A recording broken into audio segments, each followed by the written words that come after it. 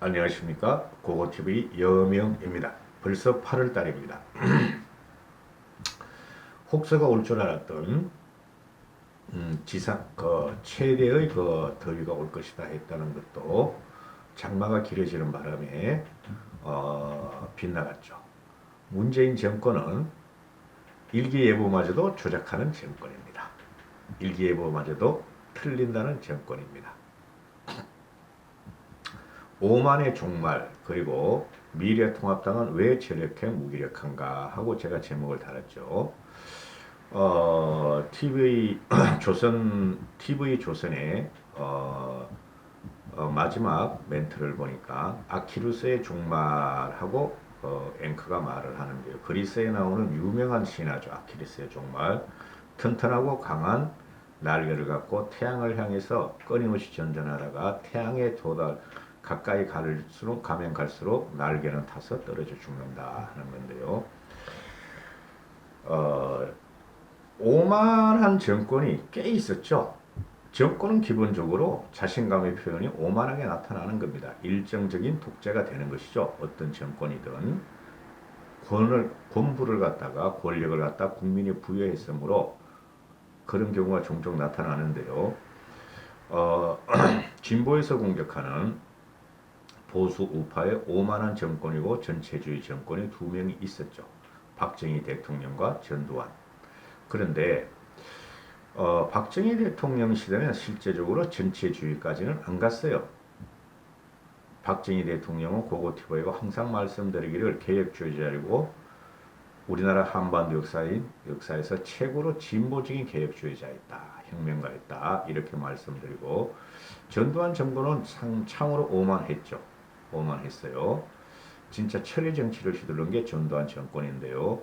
근데 박정희 정권과 전두환 정권은 그럼에도 불구하고 국민의 인권과 민주화를 갖다가 유예시키고 어느 정도 압박을 한 거는 맞지만은 그 사람들은 전체 국민들의 삶을 정진시키고 전체 국민들의 경제적이나 또는 정신적인 걸 갖다가 흔들지 않았어요. 지금 이 미래통합당의 전신인 한국당과 새누리당이 망하는 과정을 보면은 박근혜 대통령이 오면서 오만했다는 증거입니다. 그 오만해서 정권을 헌납하는 과정이 있었다는 것을 우리는 인정을 해야 되고요. 그 다음에 그렇다면은 각종 언론, 도합 언론 평론가들 또는 사설을 쓰는 칼럼니스트들도 논설가들도 문재인 정권은 오만의 극치다. 오만을 넘어서 너무 뻔뻔하다. 그죠? 완전히 전체주의 국가로 가고 사회주의 국가에 발을 대드놨다. 이렇게 다 비평을 하고 비판을 함에도 불구하고 하나도 안 듣고 있죠. 저는 신문 사설 칼럼의 필진을 갖다 말씀드리는 겁니다. 하나도 안 듣고 있죠. 그러면 뭐나? 고고TV는 항상 말씀드리기를 문재인 정권은 이거는 독재를 넘어 괴물이다. 양아치다. 양아치 정권이다. 또는 야바이꾼들이다. 이렇게 말씀을 드리는데요. 한 번도 우리가 접해보던 새로운 신형 괴물 권력이 나타난 거라고 보시면 됩니다. 그래서 무너진다고 항상 그러는데요. 아무리 정권이 강하고 독재 권력이 강하더라도 국민을 이길 수는 없습니다. 그게 전 세계의 역사입니다. 고금 이래 전 세계의 역사인데요. 29, 30, 31, 7월 이 벌어진 걸 보면은 검찰을 와해시키는 작업을 완전히 해버렸고 그 다음에 국민에게 뻗대는 괴물로서 부동산 전쟁을 일으켜 버렸고 이제는 독립기관인 감사원마저 와해를 들어가고 있죠. 어느 정도 사회적인 문제에 관심 있는 국민이라면 보고 있을 것이고 그 사회 오피니언 리더나 준 리더들은 비판을 통해서 그 밑에 있는 대중들에게 영향을 미치게 됩니다. 그래서 이 정권은 끝났다 하는데 그러면은 대한 세력이 있느냐 하는 문제죠. 문재인 정권을 쓰러뜨리는 대한 세력이 있느냐. 아무리 봐도 미래통합당뿐이었는데 미래통합당이 변하지 않는다. 이런 게 지금 나오고 있죠. 그리고 미래통합당 자체가 스스로가 우리는 무기력해 하는 패배주의에 사로잡혀 있고 또한 토 세력입니다. 지금 미래통합당은 서울 경기에서 전패했죠. 거의 전패했다고 보시면 되고 충청도 일부 또는 영남에서만 그 토호 세력이죠. 국회의원들이. 거기 신진 세력을 몇 명이 들어왔는데 그 친구들 이번에 보니까 국회 상임위를 활동하는 거 보니까 내일 모레 또 본회의 활동을 할 텐데 활동을 하는 거 보니까 존재감이 전혀 없죠. 아주 사고가 경직되고 전혀 유연하지가 않아요. 그러니까 시대에 뒤떨어진 집단이에요. 미래통합당은. 할 수 없이 우리가 영남에서 몰표를 줘서 그죠? 경기 수도권에서 다 완패함에도 불구하고 영남에서 몰표를 줘서 그래도 보수의 존재감을 갖다가 표시하라고 그렇게 막 108번내라도 줬는데 존재감이 없다는 거죠. 그러면 국민들이 지금 문재인 정권이나 문재인으로부터 떠나면서 문재인을 치려는 준비가 벌써부터 끝나고 있는데 4.15 총선을 완패를 하는 것을 보고 너무 못해. 민주당과 더불어민주당을 보면은 너무 독재야. 독재도 이상한 독재야. 괴물이야. 이렇게 인식해서 대안 세력을 찾기 위해서 미래통합당을 쳐다보는데 미래통합당이 변하지 않는다. 도대체 우리하고 생각이 맞지 않고 우리하고 소통이 되지를 않는다. 직접 말을 안 해도 본회의에서 말을 하고 상임위에서 말을 하는 게 적나라하게 요새 인터넷으로 보니까 미래통합당이 못 믿었다 이렇게 되는 것이죠. 그래서 미래통합당이 지금 들고 나온 것이 어제 그저께 장내외 투쟁론을 하겠다. 병행을 하겠다. 주호영이 입에서 나오고 일부 꼴통들, 영남 꼴통들이 그런 말을 했죠. 꼴통 국회의원들이 제가 말씀드렸죠. 아직까지는 때가 아니다.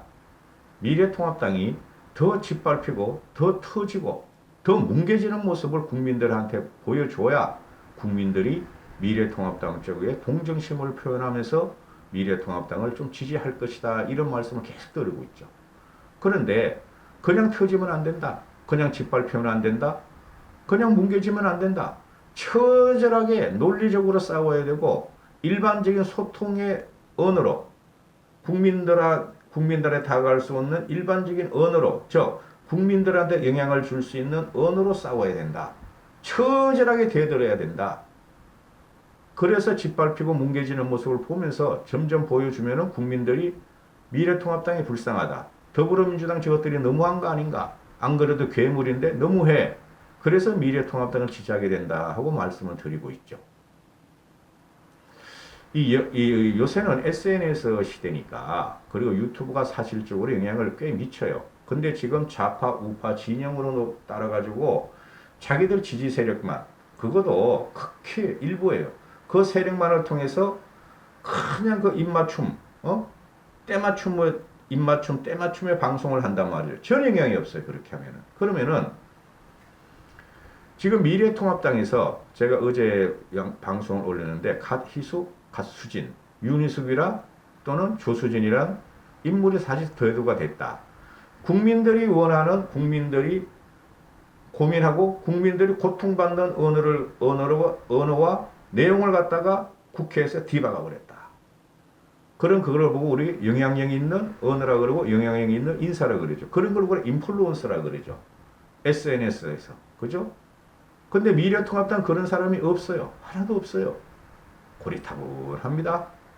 그래서 지금 이게 미래통합당에서도 하태경이라는 애는 제2의 유신독재 아닌가 이렇게 말을 하죠. 그죠? 이런 말을 하면 안 돼요. 하태경이도.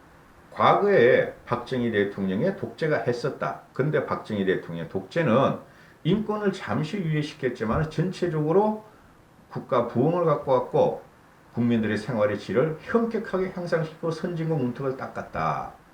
그런 독재도 있었다. 이렇게 말을 해야 되는데 이건 제2의 유신 독재. 그러니까 웃기는 건 괴물과 싸우다가 괴물을 닮아간다고 민주당 이것들이 지금 오히려 제2유신 독재 분위기를 갖다가 표방하고 있다. 그래서 하태경의 말도 중장년층한테는 어필이 안 돼요. 이렇게 말을 하면은. 그죠? 그냥 뒤죽박죽이 돼 있는 거죠, 지금.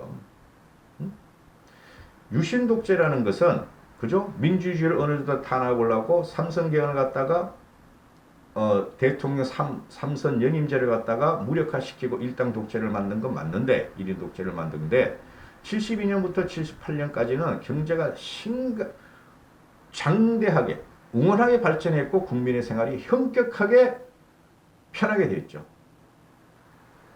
그래서 하태경에도 인플루언서가 못 돼요. 그래 하태경 같은 경우도 아직까지 원한이 많겠지. 그런데 그럼 미래통합당이 요번에 왜 이런 건 1시간을 찍어야 되는데 15분 이상 안 찍으려고 그러니까 힘들어요.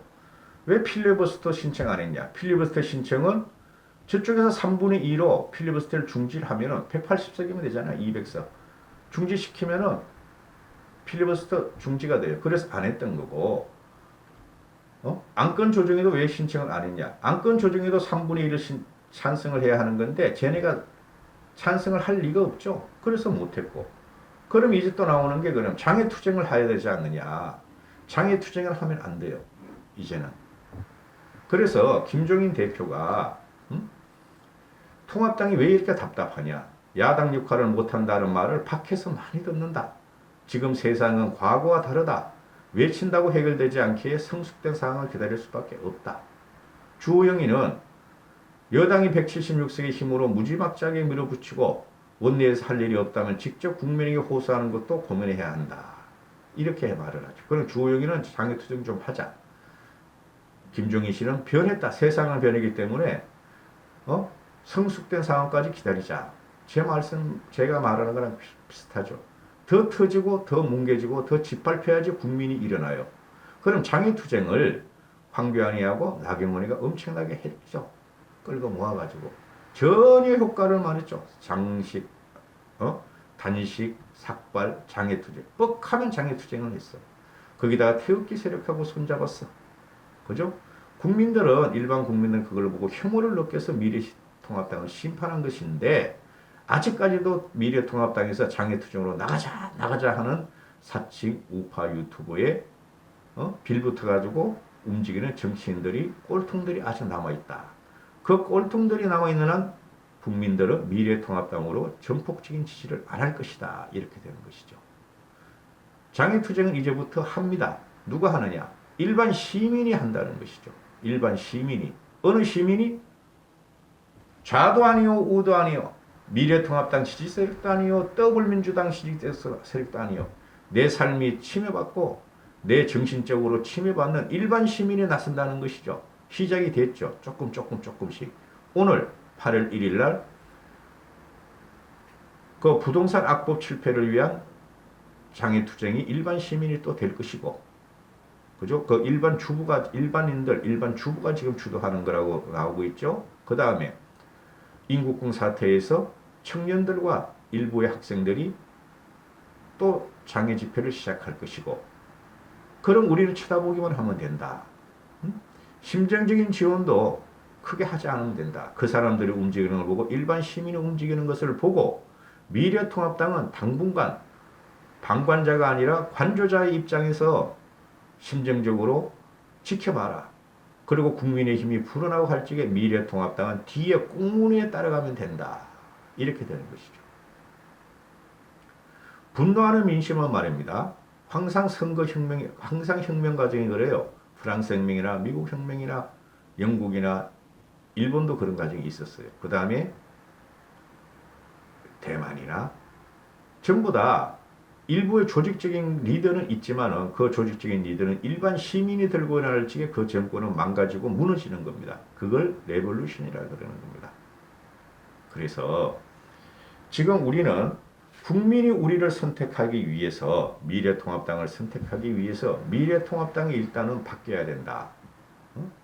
그 국회의원 4년 뽑아줬으니까 영남, 충청, 꼴통들을 어떻게 할 수가 없잖아요. 4년 동안 또 국회의원 행세해야지. 그런데 초선, 재선들이 바뀌어야 된다. 쉽게 말해서 당내에 쿠데타를 일으켜야 된다. 전면에 나서야 된다. 국민과 소통을 해야 된다.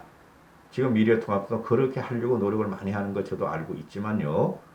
자꾸 구태의연한 그 60대, 70대 꼴통들이 전면에 나서면 안 된다.